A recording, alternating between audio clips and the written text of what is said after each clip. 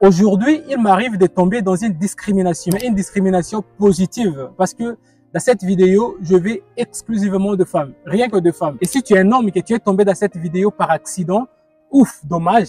Et je te demanderai de zapper et de quitter parce que cette vidéo n'est pas faite pour toi. Et si curieusement tu décides de la regarder, alors là, je ne serai pas responsable de tout ce que tu vas attendre dans cette vidéo. Mais également, si tu es une fille qui ne supporte pas à attendre de vérité, je te demanderai également de t'abstenir parce que les conséquences de cette vidéo peuvent également te blesser et transformer ta vie. Laissez-nous avec des filles qui désirent écouter des vérités, mais dans les désirs de changer leur vie, on va rester et nous allons discuter en paix. Avant de commencer, je profite pour informer à ceux qui ne connaissaient pas et je rappelle à ceux qui étaient déjà au courant que nous venons de disposer de notre nouvelle marque Chris Bende Motivation. Cette marque nous permet de nous identifier, mais également de renforcer notre audience afin de nous permettre de suivre nos objectifs personnels. Et laisse-moi un gros pouce bleu et surtout de partager cette vidéo dans la communauté à laquelle tu appartiens parce que ça peut aider d'autres personnes à alimenter leur énergie féminine.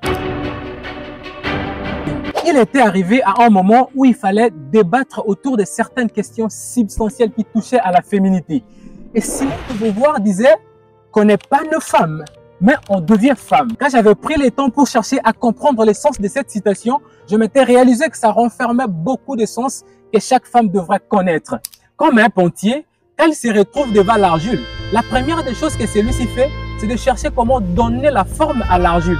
Et c'est cette forme qui va apporter de la valeur à l'argile. Et c'est ainsi que chaque femme devrait se comporter à l'égard de sa féminité, à l'égard de son identité, capable de la forger au moyen de son expérience, au moyen de ses choix, mais également au moyen de ses prises de décision. Prenez le temps et réfléchissez sur votre expérience de vie. Posez-vous une question, combien de fois vous avez été plus authentique? Combien de fois vous aviez perdu l'espoir? Combien de fois votre esprit se sentait perdu? Vous avez été confronté à de multiples difficultés de la vie. Et si vous vous retrouvez là où vous êtes, cela signifie que vous êtes capable de surmonter certaines circonstances de la vie. Chaque énergie que tu as ménagée pour te saisir, c'est cela la victoire. Parce que la réussite réside dans notre capacité de surmonter les épreuves et de traverser les obstacles. Une chose incertaine. La société traditionnelle avait une vision utopique sur la femme. Elle la réduisait à des rôles figés et idéalistes qui, en réalité, ne reflétaient pas le sens de sa complexité. Elle faisait croire que la femme ne servait que pour le foyer et cette conception faisait confiner la femme. Alors qu'avec l'évolution des temps, tout a changé avec de multiples élites menées par les femmes. Une femme qui se connaît est une femme inarrêtable. Ni rien, ni personne ne peut freiner celle qui connaît sa vraie valeur. Alors comment reconnaître sa vraie valeur comme femme? Reconnaître sa vraie valeur comme une femme réside dans un processus de rétrospection et d'acceptation de soi. Peu importe ton âge, 20 ans, 30 ans, 35 ans, dis-toi que tu es capable de demeurer libre et autonome. Essaye un peu de regarder ton passé et pose-toi des questions. N'est-ce pas que ta façon de vivre dans le passé, ce n'est pas cette façon qui t'empêchait de demeurer autonome, ce n'est pas cette façon qui t'empêchait de faire mieux, tu ne cherchais absolument rien pour vivre. Si on ne te donne pas, tu ne pouvais rien faire. Tu es là tout le temps au téléphone en train de demander. Si tu reçois quelque chose, tu vas gaspiller dans les ambiances inutiles. S'il faut poser des actions, il fallait attendre une quelconque permission. Tu accordais tout ton temps aux relations amoureuses, tu ne voyais pas clair.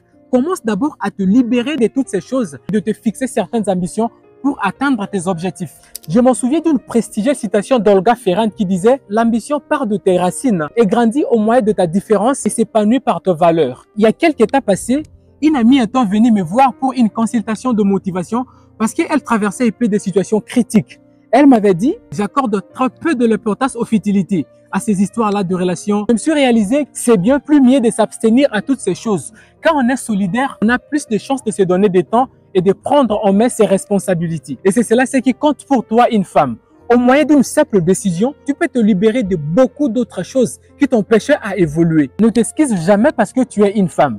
N'abandonne jamais tes ambitions à cause de certaines circonstances imprévisibles. La vie peut t'affliger parce qu'il y a certaines femmes qui ont abandonné leurs ambitions et d'autres à cause des questions sociales liées à la résidence, liées aux questions alimentaires et d'autres encore aux questions d'études. Elles ont complètement abandonné leurs objectifs. Peut-être parce qu'elles ont été tombées enceintes, d'autres encore ont quitté leurs rêves à cause de déceptions amoureuses. Ce n'est pas d'abord le mariage qui compte pour toi. Tu as toutes les qualités, tu as toutes les qualités d'une femme. Tu es très belle, très compétente, très intelligente. Pourquoi tu te concentres au mariage et pourquoi tu t'inquiètes pour cela? Rien n'est tard. Cherche à te donner une certaine position avant de t'engager dans une union conjugale, afin d'apporter en plus dans ton foyer pour te donner une certaine mesure d'autonomie et d'indépendance. Malgré tous ces obstacles, tu as le droit de te saisir et de rêver grand et de compter pour toi-même. Qu'on ne vous dise pas le contraire. Toutes les femmes qui accomplissent de grandes choses aujourd'hui, celles qui ont marqué l'histoire, qui roulent dans des voitures, qui ont de grandes maisons, qui renferment de milliers dans les comptes au bac, qui ont brigué les carrières politiques, elles avaient aussi les doutes en elles. Elles avaient traversé des situations aussi douloureuses. Chacune d'entre elles a une triste histoire à rencontrer qui l'a amenée au sommet de sa réussite. C'est pourquoi je voudrais te dire ceci. Crois en toi. Lasse-toi. Le monde, la famille, le parent ont également besoin de ce que tu as à offrir. Évalue ta passion et tes aspirations. C'est que tu peux faire mieux pour t'en sortir. Et quand tu te réalises de cela, prends le risque d'oser. Investis moyennant ton économie pour être financièrement autonome. Aujourd'hui, c'est le jour où tout doit changer. Au sortir de cette vidéo, dis-toi que tu n'es pas la même. Lève-toi et poursuis tes rêves avec audace, avec détermination. N'attends aucune permission pour te lancer parce que c'est ta vie qui compte le plus pour toi. Tu dois savoir prendre très bien soin de toi parce que tout commence à partir de là. Que vive la féminité. Merci.